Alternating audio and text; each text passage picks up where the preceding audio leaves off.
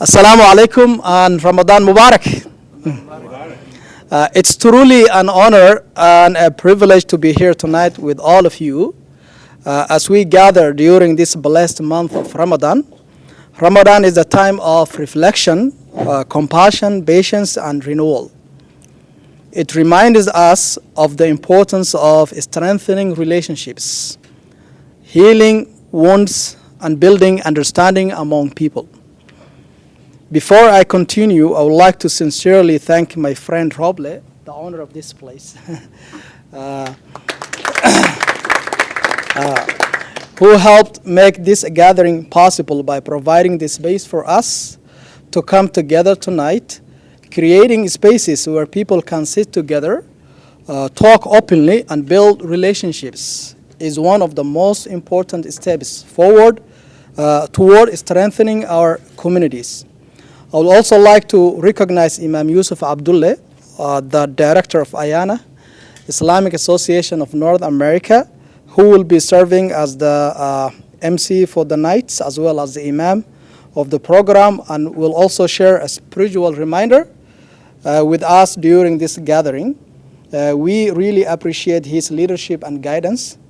Tonight we are joined by respected community leaders, faith leaders, business leaders, and public officials who share a common commitment, building a stronger and more unified Minnesota for everyone. I want to begin by acknowledging the community leaders seated around this table. Many of you have worked tirelessly for years to support families, uplift small businesses, mentor youth, and strengthen the social fabric of our neighborhoods. Your dedication is truly the heartbeat of our communities. Without your time, leadership, and commitment, this community would not be here where it is today. We are deeply grateful for your sacrifices and for the countless ways you continue to serve and uplift our people. We are also honored to welcome our distinguished public officials who have joined us this evening. Mayor Jacob, thank you very much. Hennepin County Sheriff Dawana Witt, I think she's on the way. Minnesota State Auditor Julie Valaha. And then Hennepin County Commissioner Kevin, I think he's on the way. Okay.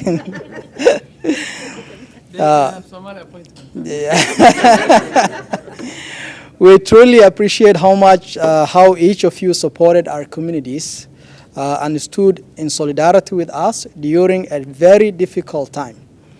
Your presence here tonight reflects the importance of dialogue, partnership, and engagement between communities and public institutions. Over the past several months, many immigrant families across the Twin Cities metro experienced a very difficult period. Immigration enforcement operations created fear, uncertainty, and emotional distress for many families. In some cases, innocent people were detained, and there were tragic incidents in which American citizens lost their lives during protests and enforcement actions. Businesses were disrupted, neighborhoods felt tense, and many people experienced anxiety simply going about their daily lives.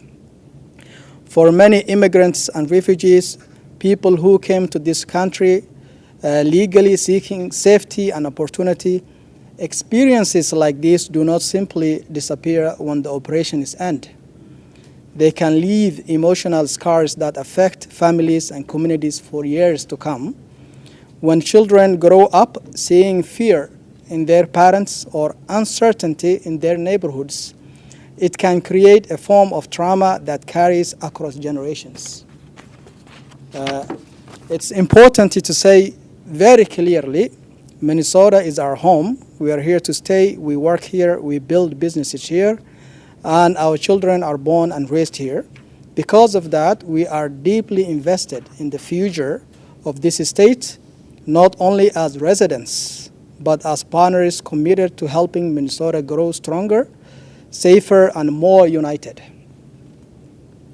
Acknowledging this reality is important because healing requires trust, communication, and continued engagement between communities and public institutions.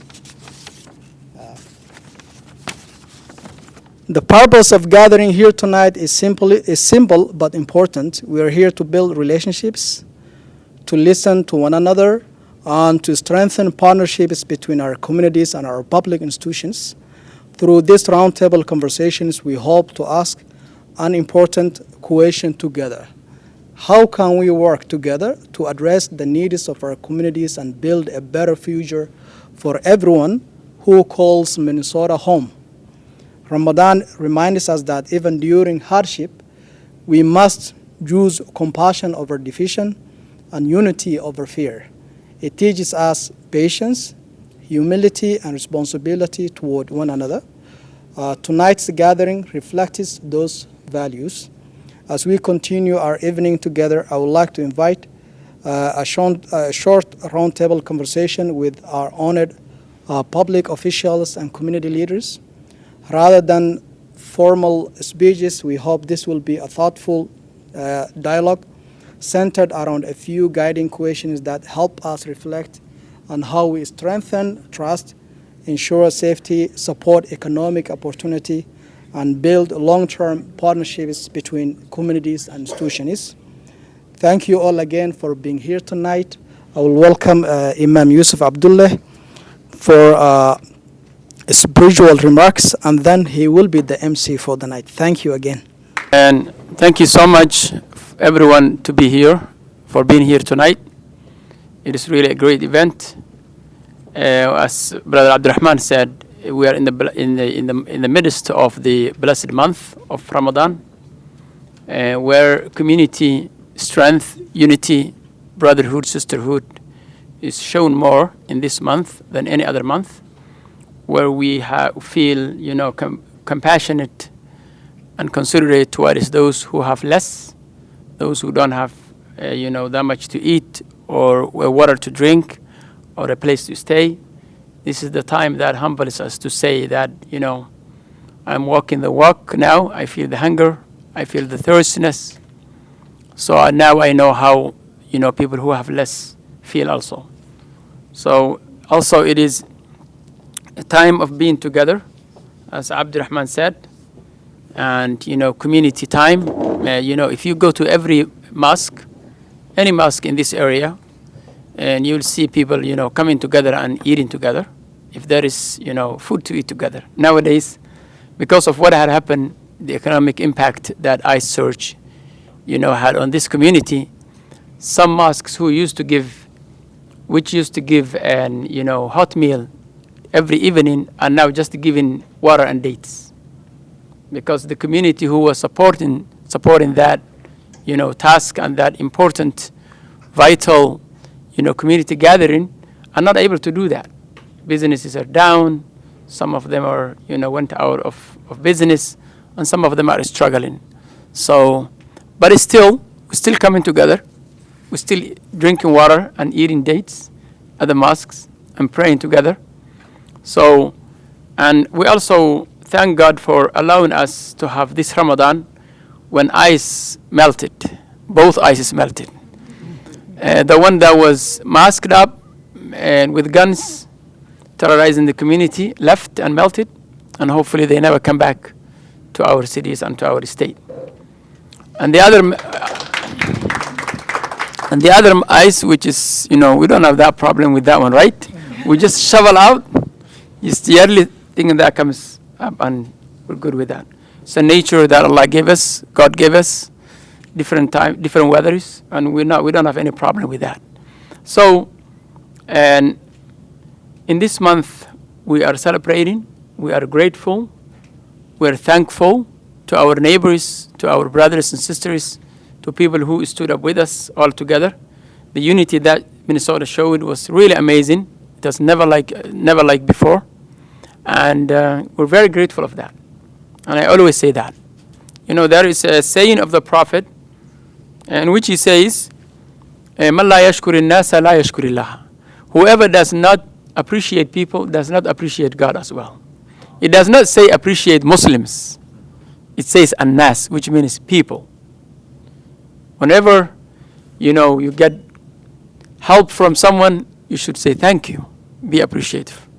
So we appreciate that. And we believe our future as Minnesotans is together. We're going to the same way. We live in the same place. We have same inspirations. We're being affected by every trial and tribulations that comes. We share every benefit that we have. So we're together. That shows that we stand together as well. So we stood together, and we appreciate that. We appreciate our public officials who really were outspoken and, seized the moment to say the right thing and to take the right position. Including our mayor, I really appreciate. We couldn't have a better mayor for the city of Minneapolis, especially in the time of difficulties. Where Brother Hassan Azhari was.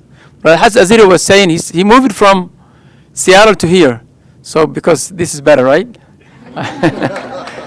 So I'm just quoting him. He said, at the time of difficulties, leaders come out. Real leaders come out at the time of difficulties and show up for the moment. So you showed up for that moment. We really appreciate that, and thank you so much.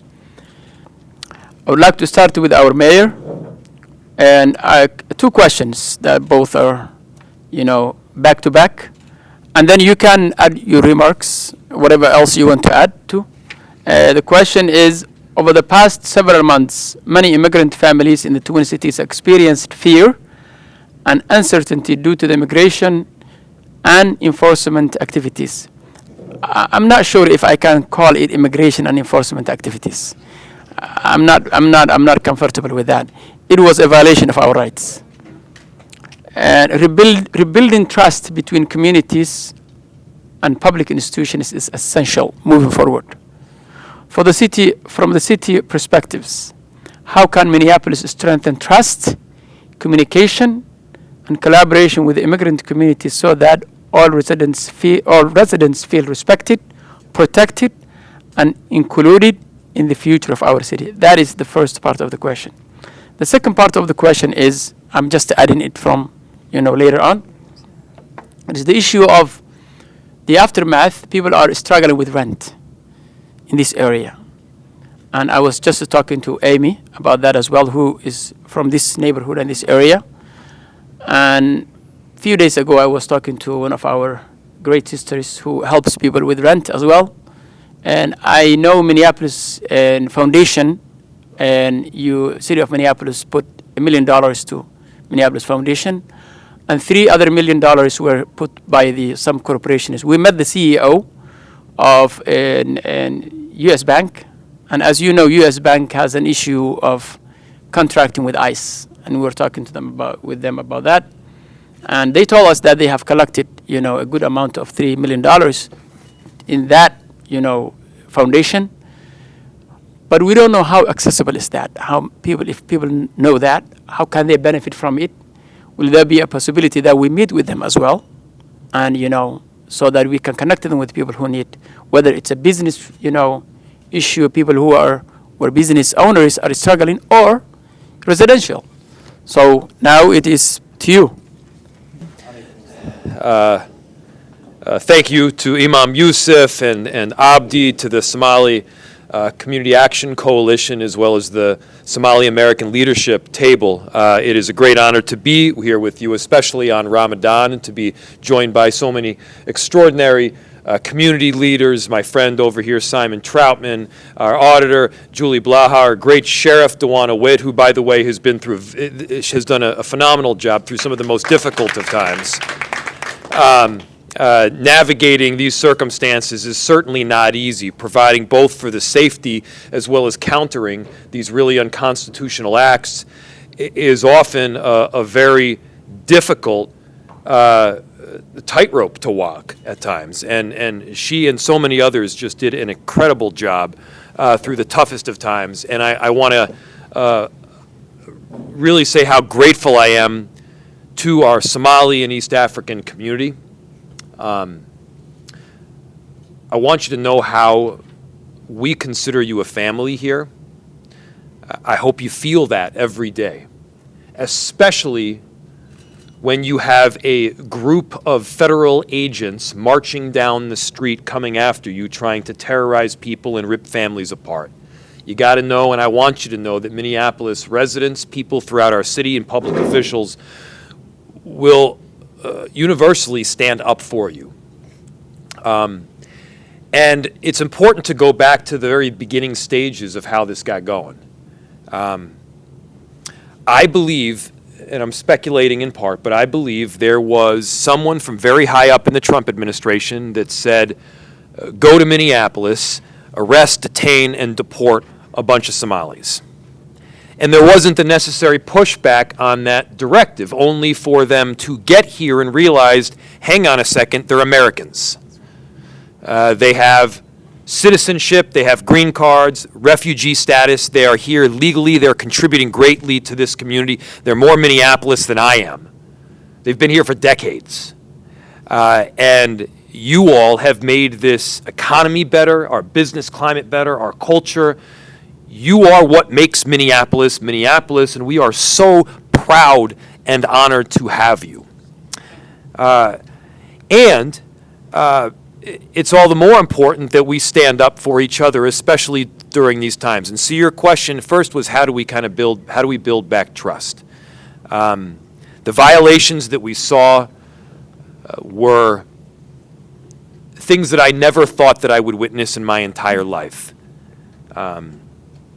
These marauding gangs of agents marching down the street, discriminating only on the basis of are you Somali or are you Latino, and indiscriminate pickups thereafter. You can't do that in Minneapolis. You can't do that in America. We have seen this in other countries, but here in this country, we've got to stand up and say, that's not okay, and we're going to do everything possible to help. You asked about rent. When people are afraid to go outside, they can't go to work. When they can't go to work, they don't get wages. And when they don't get wages, they can't pay the rent. And so there are groups of people around the city who have been providing very important mutual aid assistance. And people have been donating to a number of philanthropies that allow for rent to get paid. Second, the city of Minneapolis has come through with over $1 million worth of rental assistance that you can access. Third, we're going to try to find even more money that can go to provide people this gap funding. Now, it's important to note that it won't last forever, okay? So we got to get the money to the people that need it most, and then we also got to find ways to get back to work safely. Because we got to reboot this economy. We got to get all of these businesses, Somali businesses, Latino businesses, open, running, and they got to be supported by the rest of us. And so what that means, and what I've been telling people, whether you're white or Somali or Jewish or Muslim, it doesn't matter. It's one of the easiest asks that I could possibly make. Head over to Cedar Riverside. Buy some incredible food, get some sambusa, head over to East Lake Street, buy a beautiful dress, get some taco, buy some insurance. Whatever it may be, we've got these incredible entrepreneurs that have been through a rough time, and it's on all of us now to stand up for them. And so especially on a time like Ramadan, when we recognize that, Imam Yusuf, I forget the exact phrase, but you show your love for God by showing your love for your community members. Close to that anyway. Wabalayiri. But I want to make sure that we are all doing the additional work right now to stand up for each other, and you all have done so in beautiful form. And so I'm proud to be here. Ramadan Mubarak, Ramadan Kareem. Thank you to the work of these organizations here, and I'm grateful for my friends and my family here around me. Maat Senate. Thank you so much, Mayor Jacob Frey. We really appreciate those comments that you made. And as you said, we still don't know the real effect and impact that had on our community. There is no, and that I know of a real assessment, needs assessment. So we really appreciate if that could be also something that we can work on. Okay, that would be great. Yes, please. Yes. They're very big numbers. Yeah, and I'm sure our auditor over here can audit the hell out of these numbers. So the damage has been incredible. We're talking about $203 million of impact in total. Around $75 million of impact to small local businesses in January alone. $46 million in impact to wages. There's millions and millions of dollars in need for rental assistance and support. There's somewhere in the range of $15 million in losses to hotels, and there's even more loss coming because a number of conventions and large events have canceled. At the city of Minneapolis, in January alone, we had over $6 million worth of additional cost, 5.3 of which was in overtime. And so these numbers that I'm telling you, that's just January. That doesn't count February. That doesn't count whatever losses were experienced in December. That's like 1 month. And this amounts to between $10 and $20 million per week for small and local businesses, per week.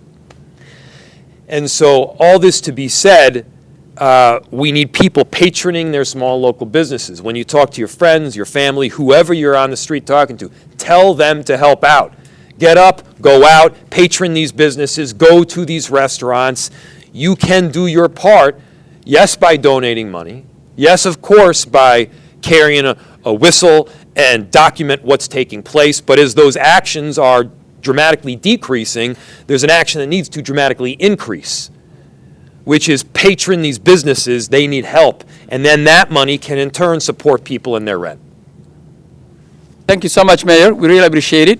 And we're going now to next to an immigrant. This question is for Minnesota State Auditor Julie Plaha. Welcome again, and nice to meet you. Thank you. And immigrant-owned businesses contribute significantly to Minnesota's local economy, as you know, and play a vital role in creating vibrant commercial districts across the Twin Cities. What opportunities exist for a stronger partnership between government institutions and community organizations to support immigrant entrepreneurs and ensure they have equitable access to economic resources and long-term growth opportunities? Just want to add to that, when we created that table of SALT, Somali American Leadership Table, and Abdi is the co-chair of this table, and you know, it gathers many organizations, and every organization in that table was doing something specific. And some of them were helping people who are struggling with rent. So one of the sisters who had an organization, as of last month, she helped about 19 families with their rent. So as a community, we're trying our best. Some of the people were distributing food, you know, and groceries. So what at the state level, what will the state level be able to do to help businesses who are struggling and to restart and be able to access resources and long-term growth opportunities? Oh, I'm really excited to have the chance. Thank you. I'll cover. Hey, don't look. He just has to go to that other job. Again, thank you so much for allowing me to answer this, to speak to this question. To be clear, I kind of came here to hear your answers to it. So I'm hoping that we get some feedback here. But lately, my biggest message has been about how the ICE surge, even as we have fewer ICE agents in Minnesota, we are still going to feel the effects of this for months, for years, and that this is not a past tense thing. When we talk about the effects of the damage from the ice surge in Minnesota, that's a present tense statement, and it is a statewide statement as well. I think a lot of people have been surprised across Minnesota just how much effect ice face shut down, because they were rated. For a couple weeks, people realized, oh, this is everywhere. Oh, this is not the worst of the worst, because we know this family. And those connections, I think, were helpful. And this is one of the most successful businesses in Elk River. So we talk about this effect. It's going to ripple throughout the state, and it's going to go for a while. What I would like to see is some of the things we did during COVID. We did learn during COVID some of the things that are successful. One of the best ways to help the economy is put money in it. I mean, let's just say it straight out. It's if you want businesses to survive, give them money so they don't go under. And so I really hope that the legislature can take up the bills that they have before them to give direct support to businesses. Because, by the way, every dime you put in there is going to come back as an investment. It's going to multiply. I talk to people about tax increment finance, so if you ever want to get nerdy, let's get real nerdy. Very complicated, but it's the idea that we put a little money in at the beginning, we get a lot more at the end. And so we need to look at this as not just aid, but investment. This is the kind of thing that's going to, again, return to the entire community, the entire state. So that's what I'm hoping that people realize. If you lost money, give people money. Just like if you lost a home, you get a home. I mean, let's just make it. It doesn't have to be complicated. I think we make it very direct on here. And also, again, I think we have to keep telling that story that it's not over, that this is going to have a long-term effect, and people can't move to the next thing, because if they do.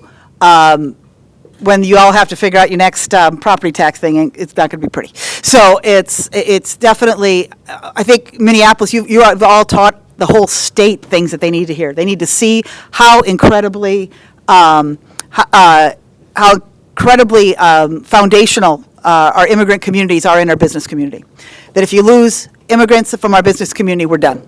We're done. We're not going to be able to make it. And also that this is a long-term event. But I'm also looking forward to hearing what you all are thinking. This is what do you need? A lot of you are more deeply connected even than I am. But again, I thank you for keeping the attention on this.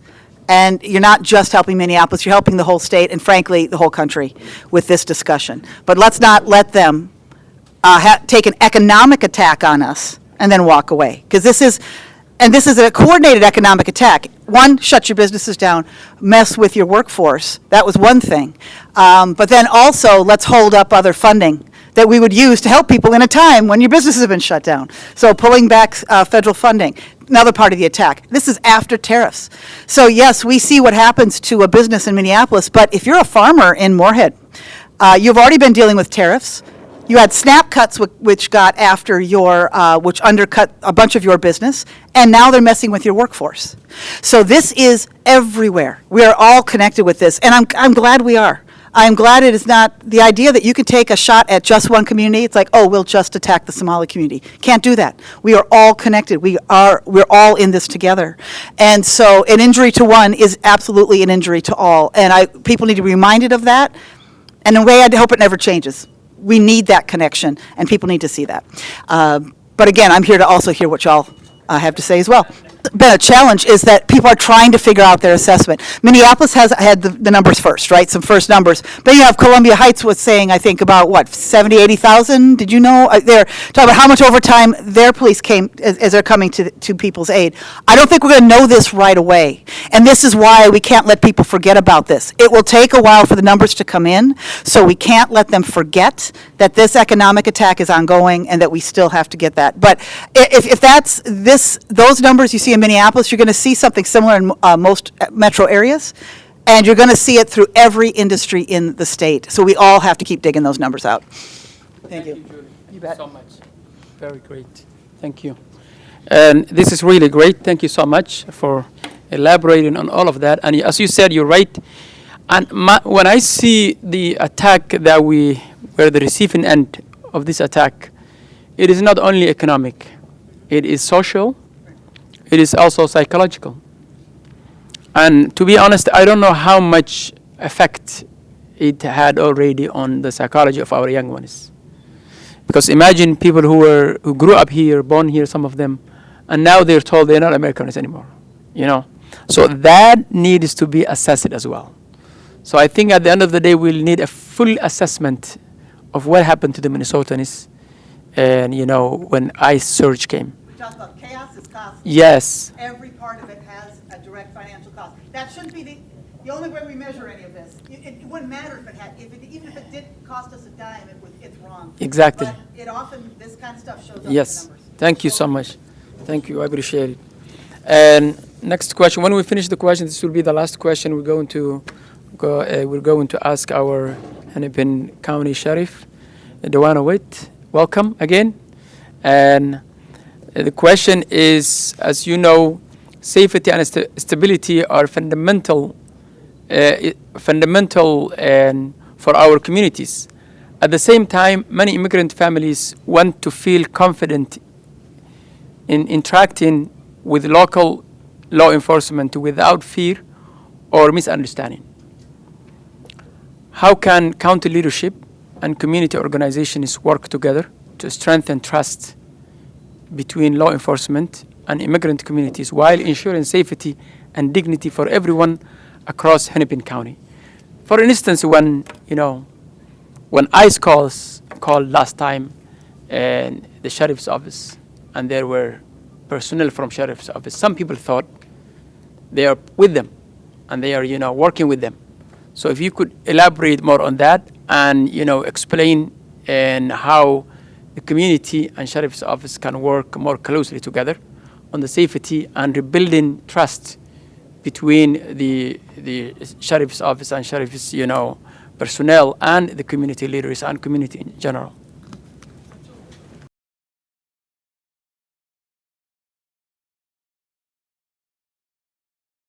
A big question, and I have all the answers. I will tell you that. But first I want to start by sheriff's office also impacted. I think we're close to $1 million as far as the cost for overtime for our deputies. That includes the Whipple building. Some people ask, why are we at the Whipple building? That has always been a part of the sheriff's office primary patrol area, so we will have to respond there at all times. In regards to some of my employees also being impacted, I had employees who were afraid to come to work. I had deputies who had uniforms on that were carrying their passports because they were afraid that they would also be taken. So, it's impacted us financially, it's impacted us mentally, and the way that we do business. Now, in regards to what it looks like as far as the sheriff's office cooperating with ICE, first I want to say this. There are two subdivisions of ICE. There is immigration enforcement and there's human trafficking. Those both fall under ICE. We do work with them on human trafficking. That is criminal. We do not work with them in any such way as far as immigration enforcement. Second, there are 87 sheriffs in Minnesota, but there's only one sheriff on that lawsuit from the DOJ because of non-cooperation. That sheriff's me. If you look at that lawsuit, you will clearly see why they're going after me. My policies, when I ran, the policies that I held since I've been here, is that we do not cooperate. We do not even allow ICE in our garage to pick up people unless they have a warrant signed by a judge. Nothing has changed with that. When Bordazar Holman talked about an unprecedented number of sheriffs that are now cooperating, your Hennepin County Sheriff was not one of those sheriffs.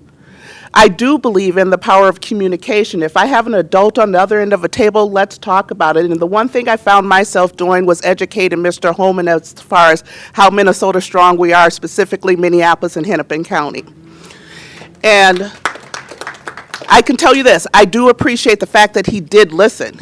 And he did say, you guys are a little bit different up here. Yeah, we're a lot of different. I'll go back to that song, They're Not Like Us. We're different, right?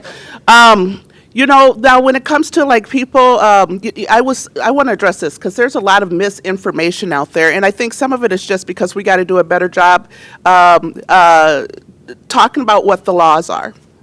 And so, ICE, it doesn't matter if it's ICE, it doesn't matter if it's one of our residents, it doesn't matter who it is. If there's a help call My oath is that we will show up.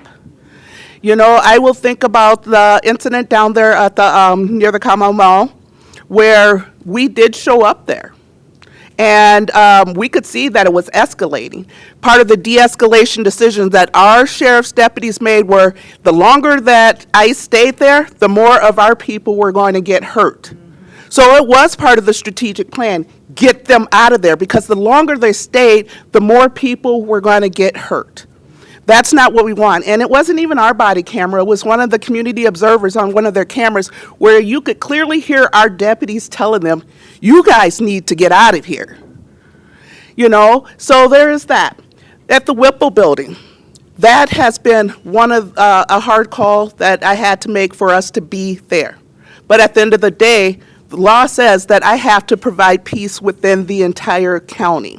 So that is our primary patrol area, as I said. But here's something that no one can dispute.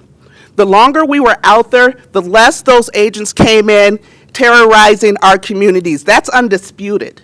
I would rather have it be our local authorities there than them, because again, one of the things that I've been called to DC to testify, one of the things that I had a press conference at our Capitol and testified, is the lack of training and how they are treating people. I was not quiet about that. And so, you know, again, a lot of tough decisions, because I got to tell you, even some of the things, you know, because of the misunderstandings of why we are there, that my deputies had to endure, like statements, go shoot yourself, jump off of a building, go do this. And they're dealing with this and they're taking it home. They're having to go home and talk to their families about what they're seeing out there too. I have always offered myself up to be open to having conversations, you know, and you know, at the end of the day, there might be some things that we disagree on, but at least you have factual information, and it's so unfortunate that there's so much misinformation. The job of the sheriff's office, the job of any law enforcement agency is to keep the peace. So when I think about protesters, and let's make this clear, there's a difference between a protester and a rioter and an antagonist. Those are three different things, three different types of people. The majority of the people who have been there peacefully protesting. And you know what? Kudos to them for doing that. But when people step over the line as far as breaking laws, we do have to step in. We have been asked, you know, why haven't we arrested any ICE agents? Unfortunately for us and our communities, they were under orders that they legally were able to do the things that they did, and we did not agree with it. And so for a deputy to interfere with a federal order could possibly lead them to being arrested for interfering. And so this is what I would say. Kind of like Mr. Holman said, we are different. I think we're smarter. I think we're more strategic. I think we're better. And sometimes some incidents have to be that long game. But to put my deputies at risk of being arrested and losing their jobs could not be an option. Now, we know that even as recent as last week, where there were some people who would appear to be ICE agents, and they're not, they're bounty hunters, pointing guns at people in our communities. We are investigating those things. I know people would like us to be more quick and transparent about things, but I'm going to be honest with you. Sometimes when you're quick, you might say the wrong thing. I'm more focused on being accurate because community trust is important. And if I say something wrong, that's what people are going to grasp onto. I would rather be accurate. And so that's where it comes into building relationships. Because, you know, with all the noise and the rhetoric out there, I know if people know who I am, they can say, I know my sheriff and that's not her. And so that's why relationship building has to be a thing. Now, as we're talking about going back to the funding thing, some of the other things, because of our policies at the Hennepin County Sheriff's Office, there have been federal grants taken away from me to fight terrorism. There have been federal grants taken away from me to fight the drug trafficking issues we have here in Minnesota, and we are a corridor for drug trafficking. So I am losing funding in all kinds of ways. And then now I'm dealing with, with the budgetary crisis that the county is in as a whole, being asked, what are your statutory mandates? Meaning, what is it that state law says that I have to do? because I have to consider what things do I have to cut as a sheriff. Well, let me tell you something that's not a statutory mandate. Building trust in the community, treating people with humanity, having enough staff so that we are proactive to truly build those relationships. So while it's not a state mandate, it's a humane mandate. And so those are the things I'm going to continue fighting doing. And again, as your sheriff, I will always be able to explain if you ask questions. If you're not sure, ask, because, again, the misinformation out there is quite a bit. And a lot of my staff, including myself, are so busy reacting to misinformation, and it takes us from doing the real job. We need to remember there are still other people preying in on our communities, and we have to be ready to protect it. Thank you.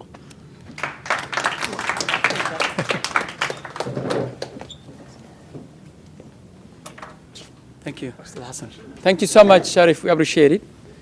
And if you have any questions, you will be able to ask our officials. But now I would like to give to Brother Abdi to continue and conclude, and hopefully. And I'm a person who has two events at the same time sometimes. So yeah, exactly. So I apologize if I don't stay with you towards the end, because I have another event that I have to attend very soon. Thank you so much all for being here. Everyone here is important. You're all leaders of our community, whether you are civic leaders and or community leaders, all of you, we appreciate you show up and you come. Our media personnel also, thank you so much for covering this. Thank you. Jazakumullah khair.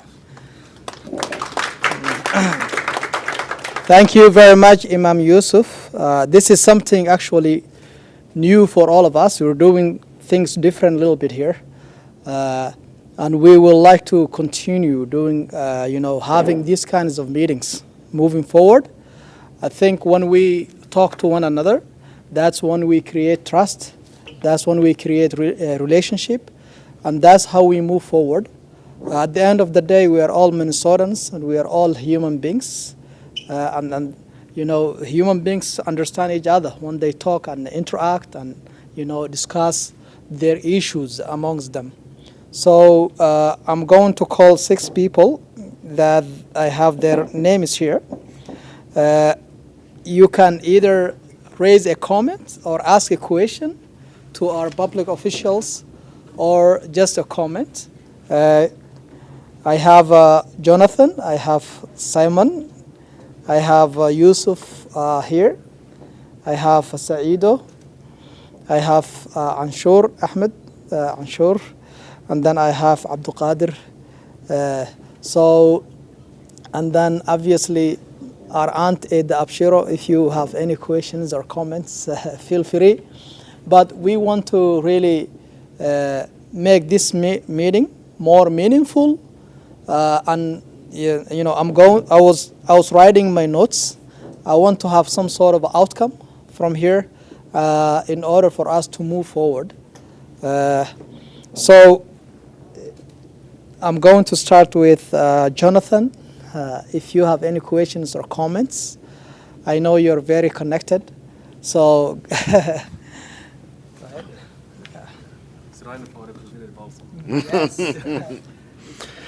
Well, thank you, everybody. I'm not an elected official yet. I want to make that clear. I'm a candidate. The reason that I was invited was because Cecito and I have been talking for quite a while over the years, over different campaigns. But I'm also been the DFL chair or vice chair of my Senate district for the last 10 years. And one of the places outside of South Minneapolis, which has obviously been a lot of the focus, Columbia Heights and Fridley is where I'm from. And that is where Liam Ramos, the little boy with the bunny hat, that's 2 minutes away from my house. One of the things you may not know is that the day after Liam and his father were taken, we had signal chats that we set up going back before the surge actually started, because we saw what was coming. And so over the signal chat, we got the word that Liam's family was being staked out by ICE again. They had the father, they had the little boy, but they were after the mother and the teenage son. Very next day, while they were dealing with the tragedy of losing their family members already, they're right back at it. And the good news is that by the time I arrived after I saw the message, I was there about 15 minutes after the message initially went out. It's when I saw it. I happened to be working from home that day. I was close. I was able to get out there. By the time I got there, Columbia Heights Police Department SUVs were already on the scene and the ICE vehicles were gone. And that is the message and the strength that we are seeing in our community right now. We've set up mutual aid groups to make sure that our families are being taken care of, that we're getting people back and forth from work, that our schools are safe. And this is where it gets personal to me, okay? My wife was not born in the United States. She was born in Korea. She came here when she was 11 months old. She was naturalized when she was 5. It's the only home she's ever known. She's proud to be an American, and I'm very proud of her. She just had her birthday yesterday. Happy birthday, hon. But since Trump's first term, she's been carrying her passport with her.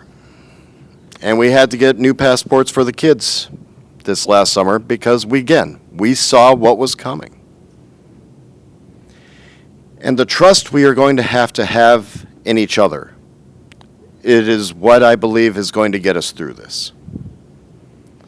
It is going to be the sense of community that we build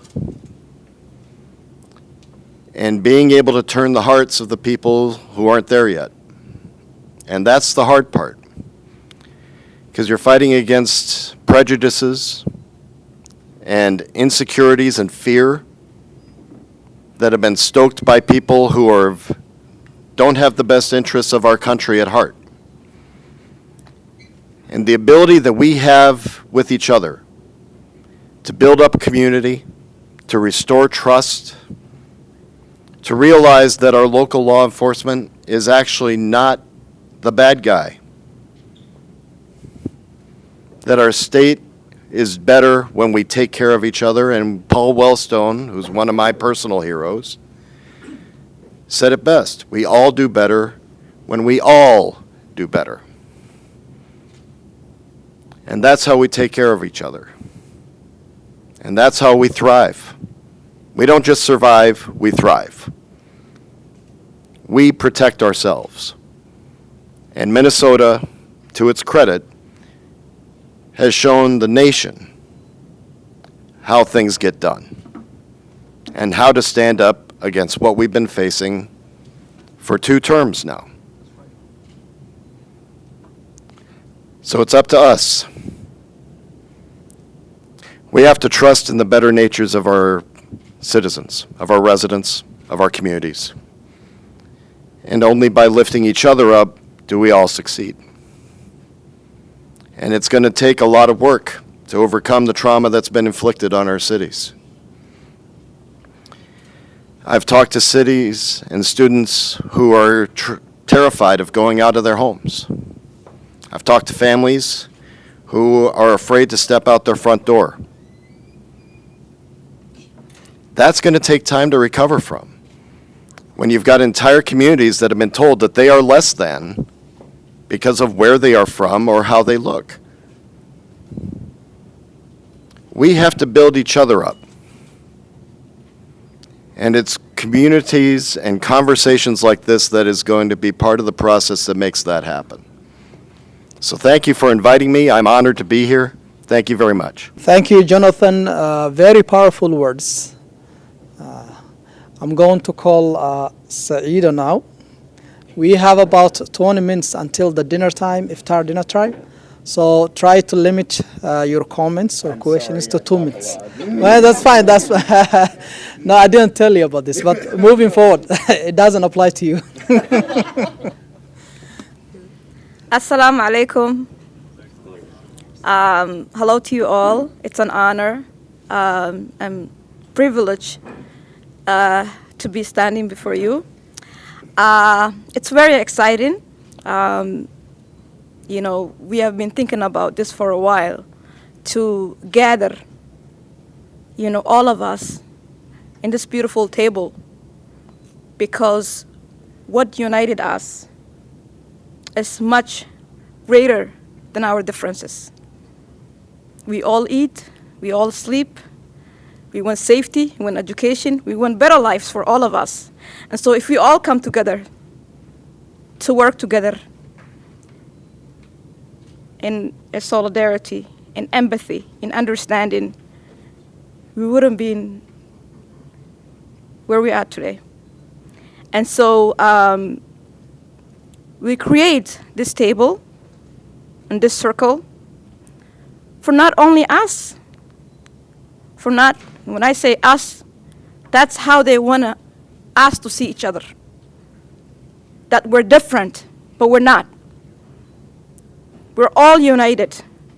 And regardless of how we dress, regardless of our colors, if you cut my skin, you all see a blood, and it's red. And we're all human. You breathe. And when we understand that, we will overcome everything. And so having this table to bring those who we elect to represent us to this table and come together, moving forward, what we have done better, what we have did better, what we're doing moving forward, how do we overcome issues, and how we work together with our elected officials, because as much as we need them, they need us to feed them with information, to feed them and work with them in terms of issues. You know, as my friends say, when I do better, and my children do better, and my family do better, and my community do better, we all do better. I will phrase it another way. And so in this table, it's not just the beginning. We will continue. And we will hear from us, talking about different issues and bringing different groups to this table to talk about what united us. Because we don't have that much difference. You're all driving a car, you're all going to work, you're all paying bills. And so we have to know that I do my part and you do your part, and we understand each other and we support and uplift each other, and we will go from here. So I wanted to say thank you so much. It's a pleasure to have you all.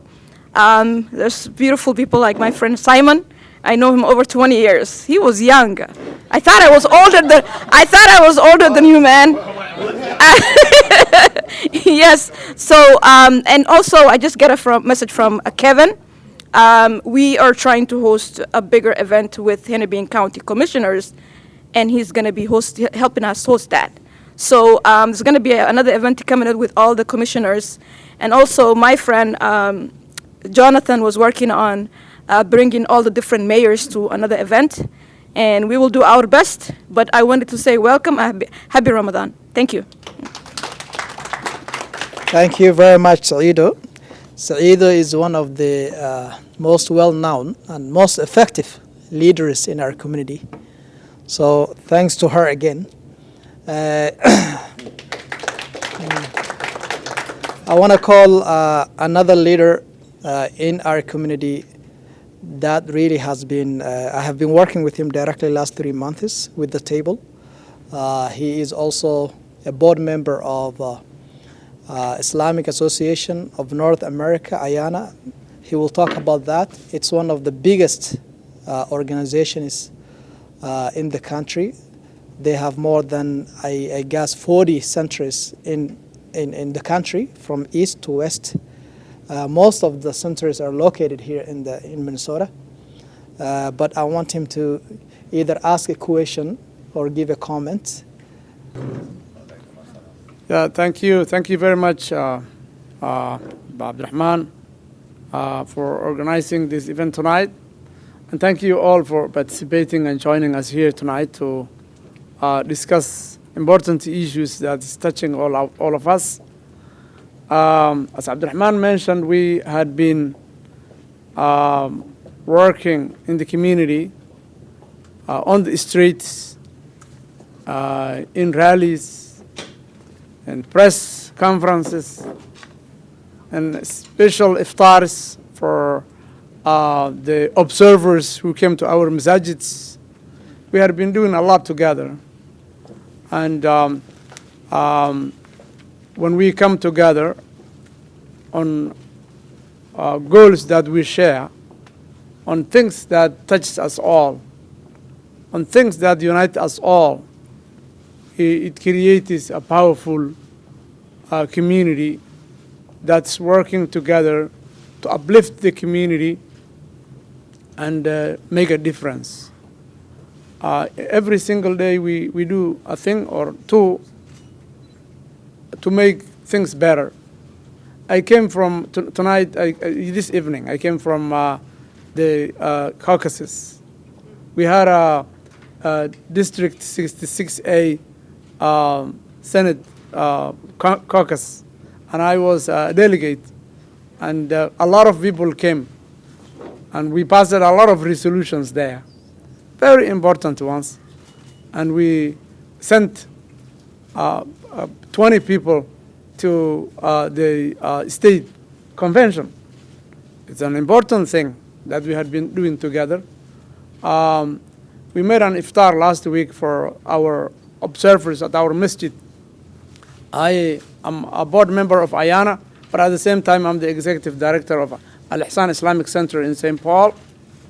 I am in a group chat that's about 300 people, in a signal. Mainstream people are working, coming to our masjid to protect us from ICE, to protect us from anything that is disturbing our prayers during the night in the Ramadan time. And we said, why don't we make a special iftar for them to come and join and see the community and intermingle with the community and see our community in different ways. So it was important to do that, and we invited the mayor of St. Paul to join us, which was really amazing that she was fasting the whole Ramadan. Imagine. Yeah, it was on the 14th night, and she said, I was fasting the last 14 days. That is a solidarity. That's a show of respect to our faith, show of respect to the foreigners, the people in St. Paul. And the same thing here. We have leaders, state leaders. We had the mayor, we had the other elected officials, we have the sheriff. And it is an opportunity to create a unity for all of us. And it is an opportunity to engage each other to do better moving forward. Thank you so much. I'm going to call Simon, but before him, I'm going to let Saido introduce him to us. They go way back, and so I'm not going to do a good work on make introduction for us, but I'll let Saido do that, and then after that we have I think 3 more people, and then I will ask again if you can limit your talk into maybe 2 to 3 minutes. Yeah. Oh my God, you put me on the spot. But you asking me to introduce my brother from another mother. It's someone I love dearly. You know, if you want to know a little bit about Simon, it's someone that you can call. And regardless of what, he's going to put everything down, run to you, and be at your service. That's how much I love Simon. He said, yes, we go way back. I think I met Simon 2008, about 2008. And ever since then, we have been friends. You know, his first baby, his wife, Jennifer, was pregnant that time. And his baby, I saw him a couple of days ago, and I was like, I am so old. He's taller than him. And so it's just like, you know, he loved the Somali community so much. To the point where he was one of the co-organizers of the 5 million meal, if you know or not, I don't know. He went all the way to Somalia, a country he has no idea. 2017, Somalia was really bad at that time in terms of war, and, you know, it was not safe. And it was not safe for me, let alone a white guy. But we went there, were there 9 days, and came back, and the 5 million meal was the birth of that. And right now, this year, the same, actually worse drought is happening in Somalia. All the animals are dying, and trees are gone. The whole country is just, it's really bad. And I wanted to thank him personally. Right now he's running, he was a city council in Richville, and now he's running for Senate, Minnesota Senate. And we want to help you. We want to have you in that table, because I know you're going to be the man for everyone, not only Somalis, but all Minnesotans regardless. And I wanted to invite you to this. Thank you so much.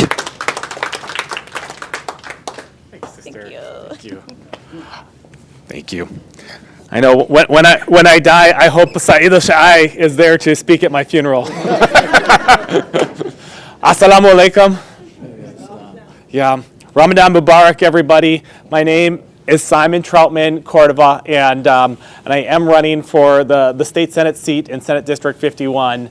And it is such a privilege to be here tonight amongst friends, amongst brothers and sisters. And I want to say this, my relationship with the Somali community starts out of a deep and profound prejudice.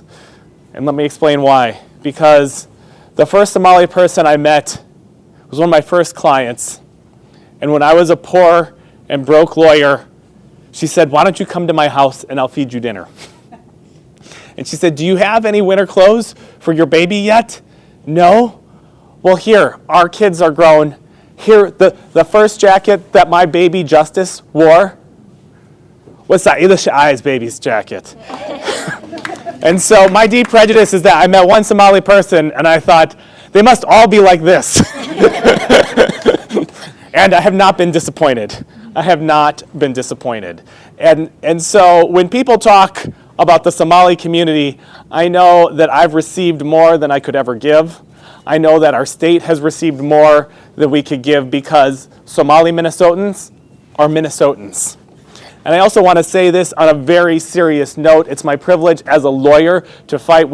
I get the privilege of leading a dozen attorneys and even more staff, and we have a mission to build prosperity and power within our community, and we do that with everybody, but primarily we do that by representing Black, Latino, and first-generation immigrant business owners and entrepreneurs. And so it's my privilege to be liba on behalf of the community. And I'll tell you, I'll know this, and we'll say this for whoever's watching, that we know that more than 97% of Somali Minnesotans are citizens and have status. No, more than 91% have status. So when masked gunmen that are federal agents show up at the Carmel Mall, at the 24 Mall, they're more likely to find undocumented people at the Mall of America than at the Carmel Mall. And so if you're not actually looking for undocumented people, they were looking for something else. They were looking for violence, they were looking for unrest, and they didn't find it.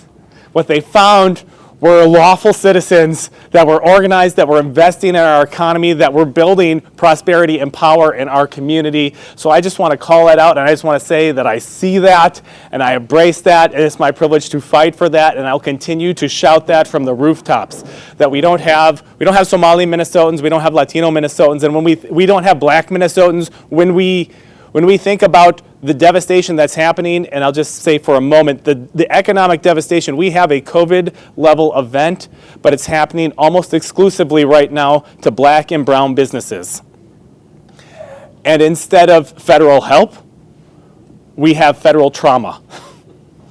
And I'll say this, as a Puerto Rican Minnesotan, we are very used to the federal government being an obstacle and not an agent of help. And there's a phrase in Puerto Rico that people began to use when we realized the federal government was not going to help us. And it's nos tenemos, which means we have us. We have us. And so I just want to share on night Ramadan Mubarak and just say, we have us. We have us. And so, and this is, and I'll just end with this. The us is getting bigger.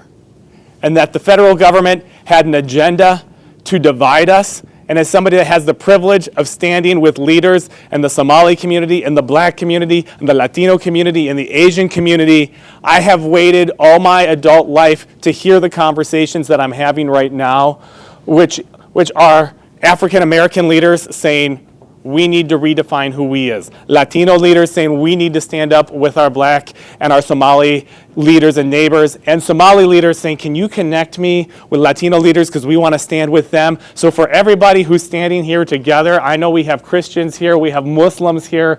I want to say thank you. I want to say we have us. And I want to say we are not just sending a message to each other, we're sending a message to our whole state. We're sending a message to our country that we have us. And so thank you, Ramadan Mubarak, and blessings. Thank you very much, Simon. A friend of mine, Daoud, introduced Simon to me about, was it a month and a half ago? And then we were speaking on the phone, and then about 2 minutes, Simon was speaking in Somali language, and I said, okay, should I respond to Somali language or should I should I respond to English? So he is one of us, so thank you again for the services. Thank you. We have about 10 minutes. I'm going to call Yusuf. I think he has a question for some of the public officials. And then I will call Abdul Qadir, and then Amina if available. Or maybe we can network. We can have a networking time. And then the dinner time should be closer then. Yeah, good afternoon, good evening, everyone. My name is Yusuf Omar. I am from part of SALT, that is Somali American Leadership Table. Thanks, guys, for coming to this iftar dinner. I would like to invite you also to come every time. You know, we are having some kind of dinner and talking about with different elected officials. I would like to thank the mayor, he's gone, and our sheriff and our auditor. We really appreciate for coming. What was happening in Minnesota that we witnessed, we know that it was destruction. And you know, American people are struggling with paying the rents and groceries, and our president wanna distract that kind of, you know, what American people were feeling. And there's not any alien here in Minnesota, I think. And also, there's no anyone on the Epstein file in Minnesota too. So there's, law-abiding citizens who are paying bills and trying their best. So we really want to appreciate Minnesotan people. You guys showed us your warmth, and whether you're black or white or Mexican or from East Africa. We are one community, and they want to divide us, but we came together as more powerful. So thank you guys for coming. We really appreciate you, and please come more iftars, inshallah. Thank you. Now, thank you, Yusuf. I promise we'll have more meetings like this. We have 2 more iftar events, and the reason why we're doing this is to really start everything from scratch, reimagine everything, and make sure that there's nothing between us, between the elected officials, appointed officials, and us, the community. We all need to be together to have a good relationship, and to make sure that communication is correct. We create a trust in that way, and there have been a lot of misinformation with different officials last 3 months, different departments. We don't want that happening again, So we will have other upcoming meetings as well. I'm going to call Abdul Qadir.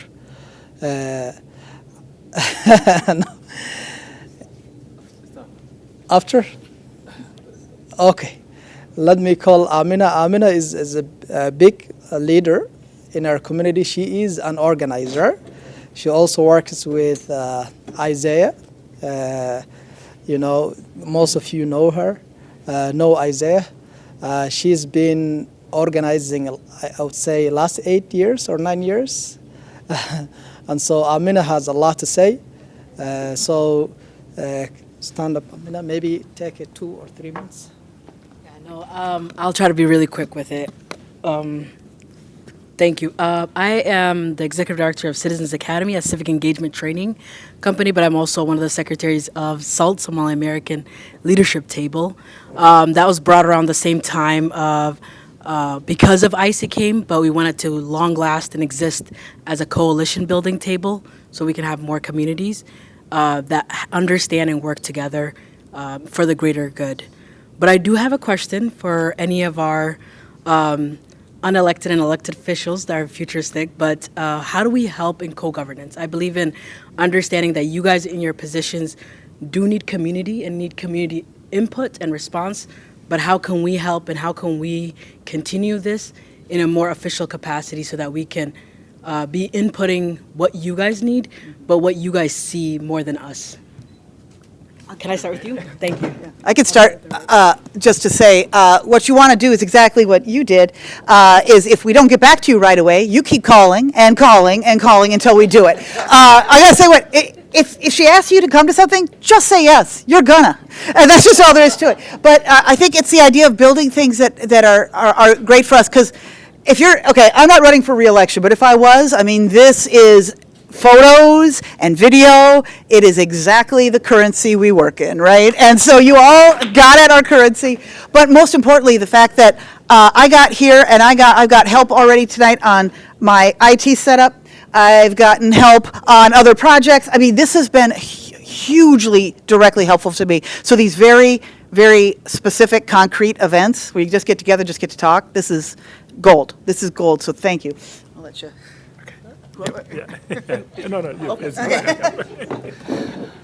So, it's not enough just to show up after something happens. When you're talking about relationship, it has to be ongoing.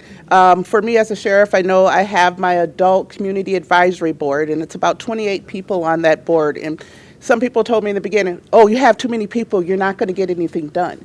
Well, when you're representing Hennepin County in a diverse community, it's more important that I value a person in her community now. But making sure when you're talking about diversity, it goes past the color of your skin. It goes with lived experiences. When you take an oath to speak for all people, you got to make sure that you have every person representing those communities. The other people as far as I know, I'm the only one who has this, but it's called my Student Community Advisory Board. And that's students from 10th through 12th grade all throughout Hennepin County schools, because they got a lot to say. And when we're thinking about who comes behind us, we can't start once they're adults. We have to get them involved in the beginning. You know, people are like, well, how are you going to get kids to tell you anything? Well, I asked a magic question. It works every time. If you guys need a hint, here you go. You ask them, well, how are adults messing up your lives these days? And they will have an answer for you. But I want to go back to this. It can't be after things happen. Trust is built when the waters are calm. Trust is held steady when the tides are strong. And, you know, there will always be something out there that will make us doubt ourselves, that will make us doubt the people that we think we know like the back of our hands. But when you really come to know somebody, when you really have built relationships, that is what's going to carry us all, or as we said, we, through anything and everything. Thank you.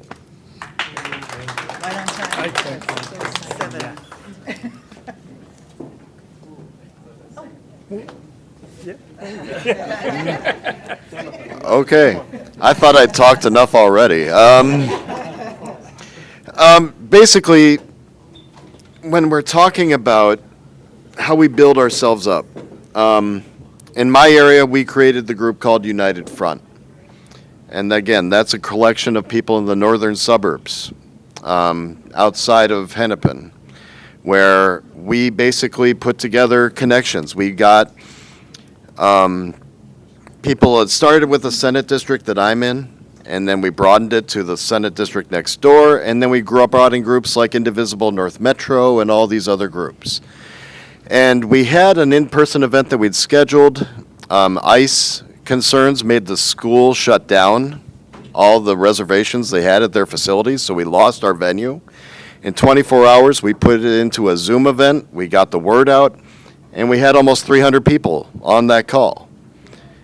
Because people want to help, it's just that they didn't know how. And so you connect them. You get them involved in signal groups. You get them involved with volunteer opportunities, delivering food, driving people to and from work, making sure that you're constitutional observers, that they're getting training that they need to be able to do this effectively and safely. And that's when the mayor was here, he was talking about, you know, yeah, we're going to protest, but we're going to do it safely. We're going to do it peacefully. We're not going to give them an excuse to say that we're the bad guys. We know who the bad guys were. And so when it comes to this sort of thing, we want to make sure that we're taking care of each other. And that's how we do it. We just continue the conversation. Thank you very much. I was going to add Tim, but it's already iftar time. So we're going to stand up and start eating. I would like our guests to go first. So we're going to start from left all the way like that. Guests first, but we're all going to eat. But thank you again very much for coming together. This has been an honor and privilege for all of us. We will continue having these kinds of meetings. Thank you again. halkan waxaa isugu nimay oo galabta iyo caawa ka dhacay barnaamij aad iyo aad muhiim u ah oo afur iyo casho ahaa oo ay soo qaban qaabiyeen Somali American Leadership Table SALT loo yaqaano runtii waxaa ka soo qayb galay mas'uuliyiin kala duwan madaxda gobolkan iyo degmadan laga doorto mayorka ugu horeeyo shariifka county-ga waxa isugu yimid mas'uuliyiin kala duwan oo ah hogaamiyaasha ama leaderska Somali community oo meelo kala duwan ka yimid magaalooyin kala duwan wuxuu ahaa table runtii xoga badan la isku weydaarsaday su'aalo muhiim oo xilligan taaganna loo bandhigay madaxdii ka soo qayb gashay waxyaabaha ugu muhiimsanaa waxay ahayd in maadaama ICE iyo maxaan ku dhac ciidankeeda magaalada intii badnayd ay ka baxeen wixii ka dhashay oo saameyn ah oo runtii saameyn culus ah madaxda iyo mas'uuliyiinta u hadlay community-gan East Africanka iyo Soomaalidaba ay meesha ku soo bandhigeen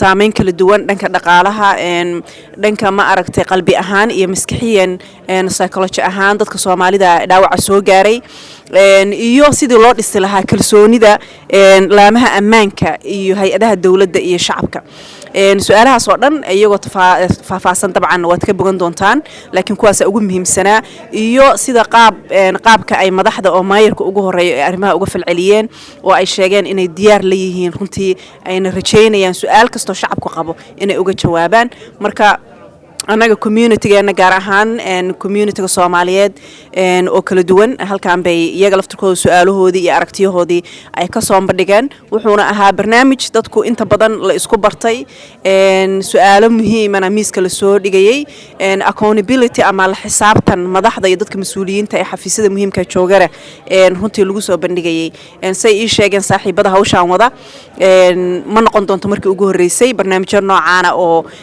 kan daba socda baa jiri doona insha Allah aad ba u mahadsantahay